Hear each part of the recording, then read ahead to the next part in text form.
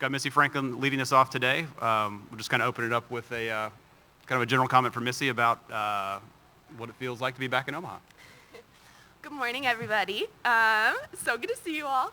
I am so excited to be here. I was telling Todd yesterday when we walked into the competition pool for the first time, you kind of forget how exciting and how much fun this is until you're actually here again. It's so almost impossible to recreate that feeling when you're not actually here. So to be here again, the fact that it's 4 years later is just completely blowing my mind. No idea where the time went, but feeling so good coming into this meet. Can't wait for Monday to be here, and really excited to start off the meet with one of my favorite events.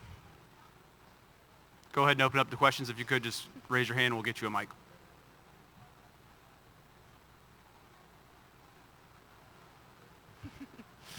Go ahead, Karen. Good morning.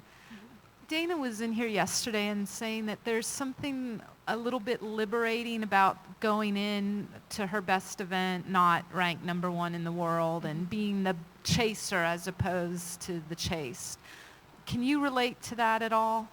Absolutely. You know, I think my times were a little bit slower than where I would have liked them to be in season. And that kind of makes the end of season that much more exciting because you know what you're capable of, you know what you've been training all year long, and you've kind of been pushing it, but to get that rest, to really know that you're going to be ready to rock on all cylinders and go out there and really have this performance that you've been waiting to have for so long, it really amps up the excitement so much, and it does. It makes it so much fun. I was just swimming like warm-up yesterday, and I was like, this is so fun. Like, I totally forgot how fun it is to be rested and to like have that feeling of like, you know that you're about to go out there and really just give your all and do your best. And so yeah, I think I can definitely relate to that. Also, total side note, I wore a pair of pants to the airport yesterday that you would have loved. They were so Karen. No, I still have them though. I'll wear them and take a picture and send them to you. Go ahead, Celine. Hi, Missy, Celine from L'Equipe. I would like to know, would it be possible to compare who you are today compared to 4 years ago?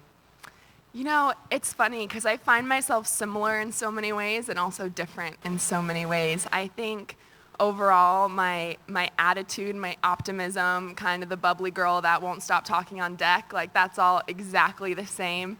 But I've also grown a lot the past 4 years. I've been through a lot more than when I was 17, and so I also feel like I have this new wisdom that I've gained throughout the successes and the challenges of the past 4 years, and having that, it makes you feel more mature in a way, and kind of walking around, I feel like I can almost hold my head a little bit higher knowing I've been through all of this and kind of been through this whole thing, especially having gone to the Olympics in 2012 after making the team and being back here. You have a lot more under your belt, and you feel like it really helps add to who you are as an athlete and as a person. John.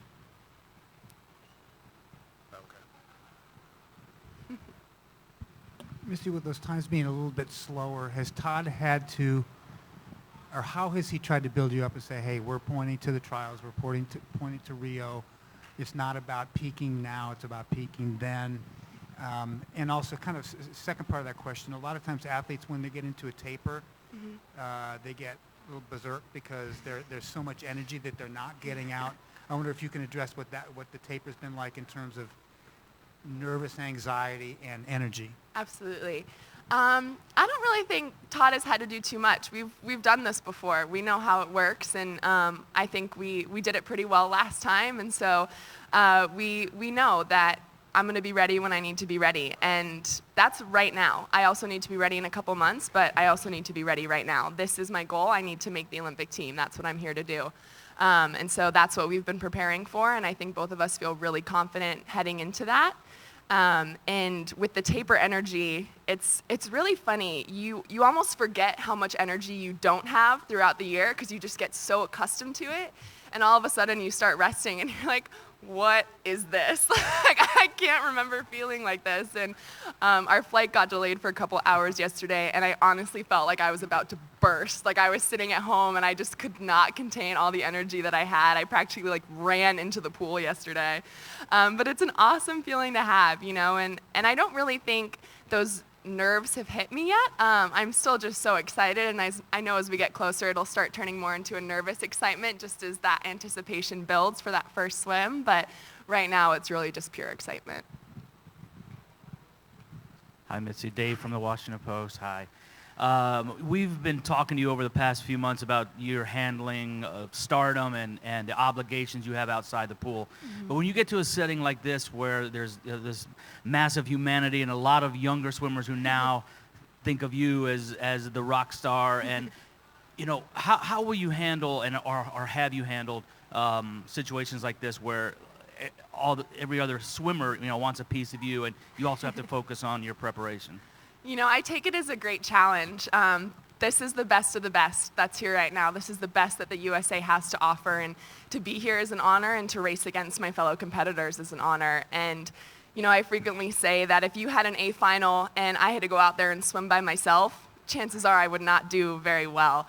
But with 7 other of the best in the country right next to me, they push me to be my best. And I'm so grateful for that. And that's part of what makes our sport so fun, is even if they're not your teammates, they're your competitors, and they still find a way to make you better every time you hit the water. Hi, Missy. How you doing? Good. Thank you. Couple questions. One, how do you stay confident when, like you say, the times aren't necessarily where you wanted them to be? Because so much of it is, it's performance, and if you think you're doing the training, but the times aren't being produced, how do you come into here still confident then that things are going to come together here? I think there's kind of 2 parts of that. I think one of them is the concrete kind of proof that you have every day of what you're doing in practice, of the data that you're looking at after you swim, looking at where things are, and kind of realizing that a lot of the reason that the times aren't there is just because you're tired and you're exhausted and you are working so hard, which is exactly what you're supposed to be doing. And the second part of that is just having faith, knowing that hard work always pays off no matter what. And if you're giving your all every single day for every practice, every stroke, that when you need to be ready, you're going to be ready. And it's having faith in my weight coach, Lauren, having faith in Todd, having faith in my physical therapist, Michelle, and knowing that this whole team is going to come together at just the right time when I need to be ready. And a totally unrelated thing, I know you weren't around during the whole swimsuit craziness, but I'm curious, do you like the way the rules are now? You always feel like probably suit companies would love to push it a little more and go back to being able to, test it at NASA or whatever. But what do you think about the rules as they are? And is there any concern, or how do you think that they'll be changed at all going forward? Honestly, I couldn't tell you. I won't lie. The 2008 suits are still my favorite. Like, those stars and stripes were so cool. I remember watching that, just thinking those were amazing. But I know that the suit rules are there to make it equal for everyone, and that's what's most important. And I know with Speedo, I'm getting the best no matter what those suit regulations are. I know that they're going to make the fastest suit out there. So as long as I'm racing in that, that's all I need to feel confident. Phil, and then David. Missy, Phil Hirsch over here.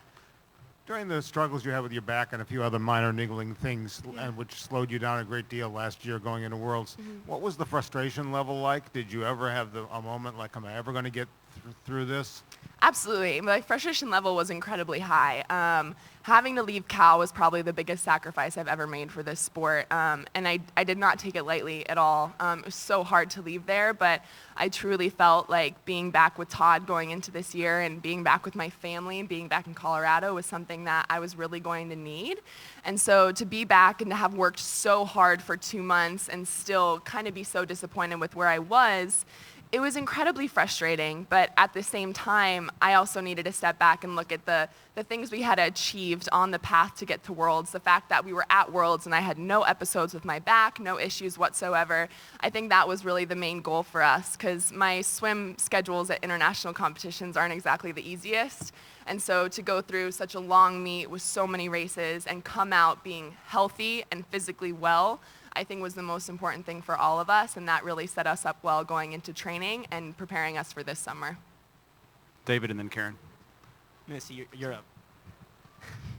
Your last meet at Cal, obviously an incredible meet at NCAAs. How do you kind of look back on that meet now, 16 months later, and how do you kind of try and recapture that energy, just how great you were at that meet and how excited you were about your swims there? I channeled that meet a lot, actually. I was in such a great place going into that meet, and so many of my races, I barely even remember them because I just felt so confident behind the blocks. I just went out there and swam, and I kind of laugh about stuff too. I'm like, how on earth did I win the 200 IM? Like, how did that happen? And like thinking about like my freestyle and how I honestly just remember like the last 10 meters of that race, or 10 yards. And it was an amazing meet. There's so many good memories and so many good feelings from it, and that's where so much of the fun and the love of the sport comes from. So whenever I need a little bit of that, I always think back to that meet. And then something a little bit different. Back to this meet, the schedule having that 200 free semi, 200 back final. You said that everything's pretty much the same as it was 4 years ago. Yeah. But is the approach to that different now that you're 4 years older? And the competition really has gotten tougher in both those events, especially the 100 back, even here at trials. Absolutely. The approach really isn't any different, because my approach has always been to just do my best and take one thing at a time. And that's probably never going to change in my career. And so that's what I plan on doing this week too. Missy, a couple follows. You said that the one thing that's the same is you're the same bubbly self, but then you spoke of the frustrations. Mm-hmm. Did your effervescence ever ebb? It doesn't appear to us that it has, but how do you maintain that in the face of disappointments and frustration? Yeah, I think that's one of the things that I learned is I always had this idea in my head of the person I wanted to be when I was going through challenges. And to be blatantly honest, when I was 17, I had never really been through any major challenges. I mean, my career had just been up and up and up. I had a wonderful family, a wonderful life. I'd never really struggled before, in my own way, but nothing compared to what I've been through the last 4 years. And so to have the opportunity, to have God say, all right, here's what I'm going to throw at you. You've said you're going to handle it one way. Let's see if you're really going to handle it that way. And then to feel like I did, to me, in my mind, that's me having already won in so many different ways. And so that's a huge part and a huge kind of suit of armor that I have coming into this meet that I'm really proud to be wearing. And then very quickly, you mentioned the data that you look at, and it's hard for me to imagine that 17-year-old looking at data before and after workouts or races. Is that one of the changes? I think so, yeah. I did race video and stuff when I was 17 and when I was a bit younger.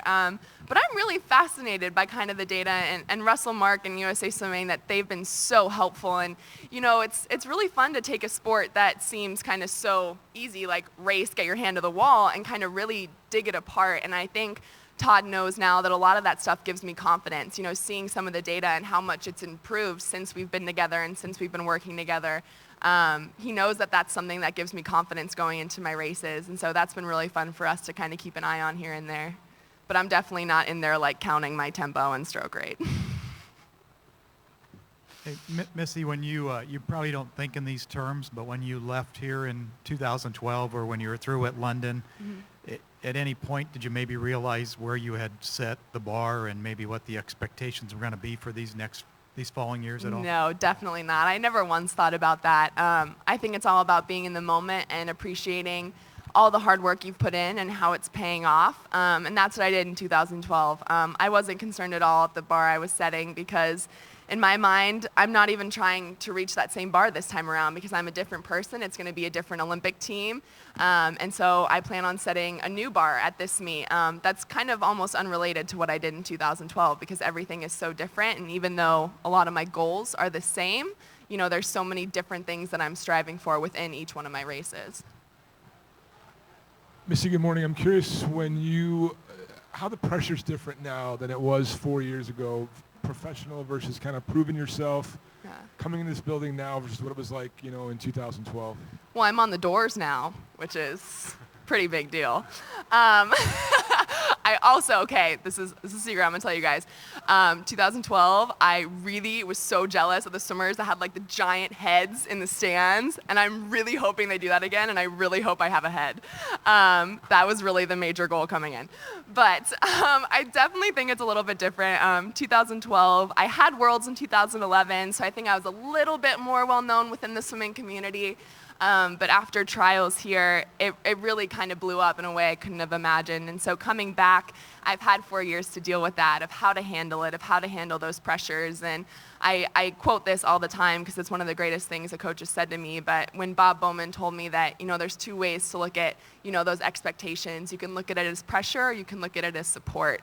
And so this whole time having that practice of looking at those expectations as support, of people really believing that I can do what I did in 2012 again, that's something that that makes me feel so appreciated and so grateful to have that, and makes me want to go out there and make those people proud for believing in me.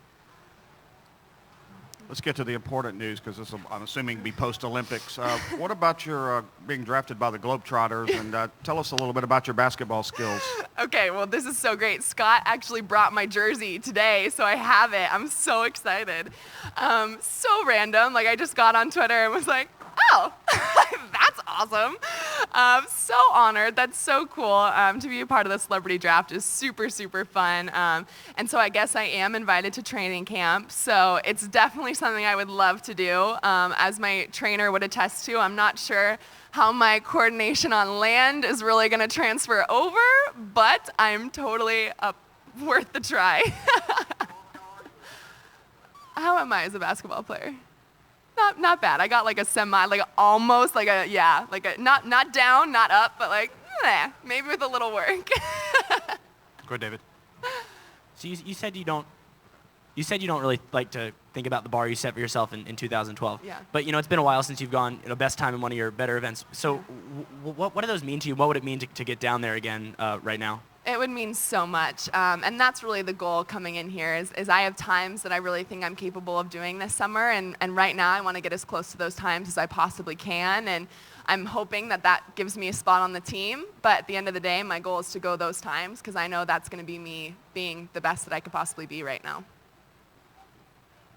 Back here. Jim. Missy, when you come into a high-pressure meet like this, what's one of the first things you do to get your head straight and ready to compete? I colored yesterday. My parents got me a coloring book, and that really helped. And I think it's a lot about just relaxing. I think that's one of the great things about coming into a meet so early, is just being able to be here to get as much energy as you can from the atmosphere, from your teammates. It's not every day that almost every single person you know is in the same spot. And so it's so fun seeing everyone being together, seeing friends you haven't seen in a long time, seeing coaches, and really taking energy from that and excitement and just kind of preparing yourself to have fun and swim fast. The back. Missy, you're involved in Swim for Sight, I guess. Could you expand a little bit? How important is that to you? Is it something you want to keep doing for a long time? Absolutely. So I met Dr. Mike with the JCs back in March, and we were honored together, and we started talking, and he's just an incredible person for what he does. And basically, he travels around the world and performs surgeries that take 5 minutes and cost $25, and he gives sight to people who have been blind their entire lives. Which I find just so incredible. I can't imagine not being able to see, and all of a sudden, 5 minutes, you can see everything around you. I just can't imagine being able to do something like that, and for him to dedicate his life, and his wife does so much work with him. It was something I felt really, really passionate about. So we came up with this idea for a pledge, and so every lap that I swim, people can pledge money, and we're basically raising money to afford those surgeries and give people their sight that they've never had before. And I'm actually hoping to go on a trip with him in the future. I think that would be really amazing. So that's been a really fun partnership, and I would absolutely love for it to continue. John, and then time for two more. Missy, so much of athletics is being positive. Mm-hmm. And athletes learn how to even turn negatives into positives. Absolutely. But I sense with you it comes naturally, that you've always been that way. And I'm wondering, first of all, where that comes from in your upbringing or your formation or your personality, and how much of an advantage is it that you don't have to trick yourself into being positive, that you are?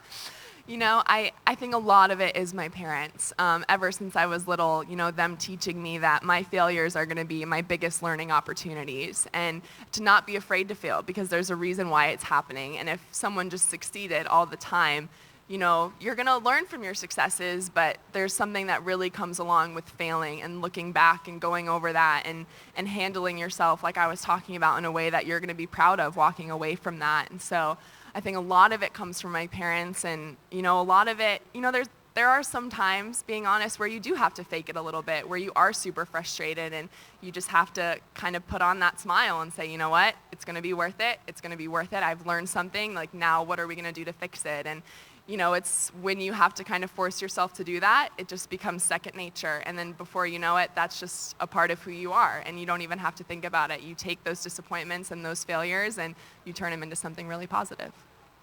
Cheryl. We talked to some young swimmers from like Berthoud and Windsor this morning. This is their first experience. What would you want to tell the ones who are experiencing this for the first time and who could be the part of the future of the sport? You know, it's so fun. I have a teammate that's going to be here, and this is his first Olympic trials, and all leading up to it, it's been so invigorating being with him because he has been so excited to come here. I mean, this is the tip top. Like, this is the epitome of USA Swimming, is this meet right here. And so, you know, to have someone be so excited, it's good because having it be my third time, I'm always excited, but then to see it from such a fresh view, I feel like those swimmers bring such a light to the pool deck. They bring such an energy and such an excitement that everyone can feed off of. So it's so fun having them there, and I would honestly just tell them to enjoy every second. Like I was talking about, it's really, really hard to recreate the feelings that you have here. So enjoy them while they last, and to not be intimidated. You know, they made it here on their own. They're supposed to be here. They've proved themselves, and to go out there and swim like they're meant to be here. All right. Thank you, Missy. Appreciate your time this morning. Thank you, guys. Oh my gosh, you seriously would have loved them. Like, I wore them, and my mom was like, oh my gosh, those are Karen pants.